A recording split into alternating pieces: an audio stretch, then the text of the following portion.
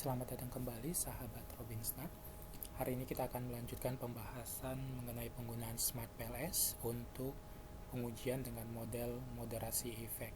Sebelum lebih lanjut, teman-teman dapat untuk like, comment, subscribe, dan tekan tombol loncengnya agar dapat mengikuti terus perkembangan tentang video-video tutorial menggunakan software statistik.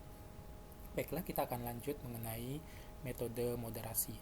Nah, variabel moderasi ini atau variabel moderator digunakan untuk melihat efek suatu variabel terhadap variabel independen terhadap variabel dependennya dapat diperkuat atau diperlemah pengaruhnya.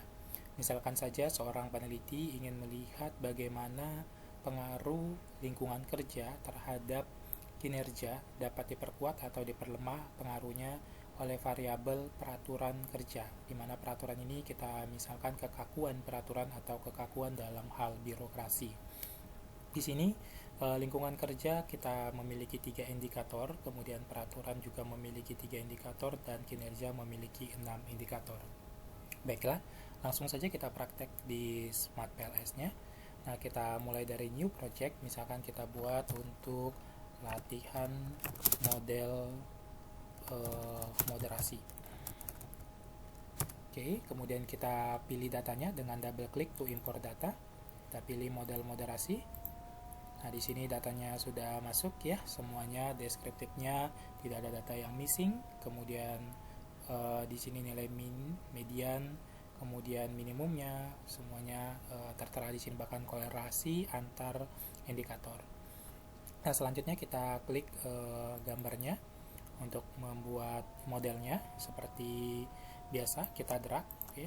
Sini lingkungan kerja, kemudian peraturan, kemudian kinerja, oke.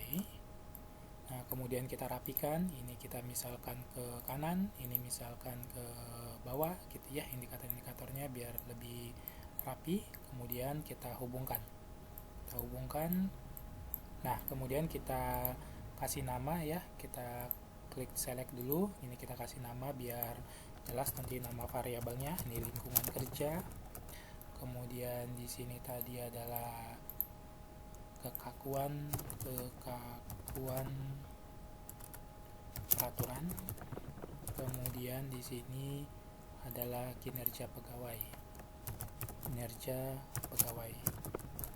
Oke, kemudian kita melakukan uji untuk outer dan inner modelnya. Kita klik calculate, kemudian kita pilih yang PLS algorithm. Nah, kita oke kan. Kemudian kita lihat di sini per masing-masing dari outer loading dari gambar, adakah yang di bawah 0,6? Ternyata tidak ada ya, atau dari sini juga bisa outer loadingnya semuanya berwarna hijau ya untuk construct validity. Kemudian dari sisi HV-nya semua di atas 0,5. Kemudian dari sisi diskriminan validity kita lihat di sini, dari sisi Forner-nya semua nilai korelasi itu di bawah dari diagonal utama atau akar AV maupun dari masing-masing cross loading. Nah, kalau kita lihat kin paling besar itu ada di kinerja, kemudian lingkungan paling besar di lingkungan gitu ya. Kemudian peraturan juga seperti itu, paling besar di peraturan ya. Nah, kita bisa lihat per masing-masing hubungannya. Kemudian kita lakukan lagi untuk uji innernya ya. Kalau kita lihat R-square-nya di sini, ternyata kinerja pegawai mampu dijelaskan oleh dua variabel tadi sebesar 47%. Kemudian untuk mencari F-square-nya juga dia warna hijau. Kemudian untuk melihat ukuran lainnya kita bisa secara manual ya.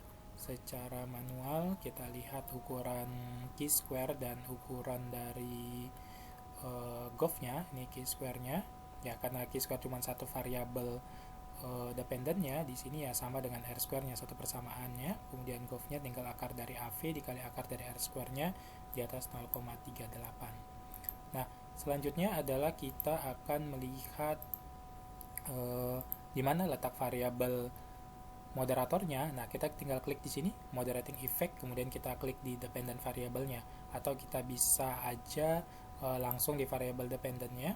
kita klik kanan, kita pilih add moderating effect ya. Siapa sebagai variabel moderatornya? Tadi adalah kekakuan peraturan.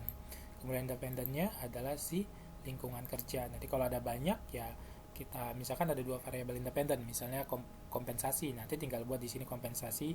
Untuk metodenya bisa menggunakan produk indikator, bisa menggunakan two-stage, tapi umumnya kalau di Smart PLS kita gunakan two-stage, tapi kalau di Smart PLS biasanya pakainya produk indikator ya. Ini untuk mencegah untuk multi call ya, jadi digunakan adalah two-stage kita. Nah, di sini sudah ada nih variabel moderator effect-nya. Jadi kita bisa kalau mau ganti-ganti tinggal klik aja. Nah, nanti kita klik. Nah, kita kasih ganti namanya, rename ya. Kita kasih nama tadi ini adalah perkalian antara si lingkungan dengan si peraturan. Nah, ini kita boleh pakai underscore, kita bisa boleh pakai tanda star atau kali ya. Nah, seperti ini. Nah, setelah ini ya tinggal kita lakukan uji bootstrappingnya ya, uji untuk hipotesisnya, tinggal calculate kemudian bootstrapping. Oke, seperti biasa kita pakai one tail saja. Misalkan mau subsample dari 500 jadi 1000, dipersilakan saja. Tinggal start calculation. Nah, kalau kita lihat di sini, sekarang kita tinggal menginterpretasikan saja. Berarti boleh pakai ini, boleh pakai gambar ya. Biar ini gambarnya bagus. Yang untuk yang inner, yang outer kita blank, yang inner kita pilih yang p-value dan pad coefficient. Kemudian pengaruh yang lebih besar kita kasih highlight ya. Nah, seperti ini ya. Ternyata kekakuan peraturan itu cukup besar pengaruhnya terhadap si kinerja ya. Dia lebih besar dan pengaruhnya negatif. Jadi semakin kaku peraturan itu, maka kinerjanya akan semakin menurun gitu ya. Nah, kalau kita lihat di sini masing-masing ya, lingkungan kerja terhadap kinerja itu berpengaruh signifikan. Pengaruhnya bagaimana? Positif. Nah, ini tandanya positif, artinya peningkatan lingkungan kerja satu satuan atau 1% meningkatkan kinerja 0,365 poin atau persen.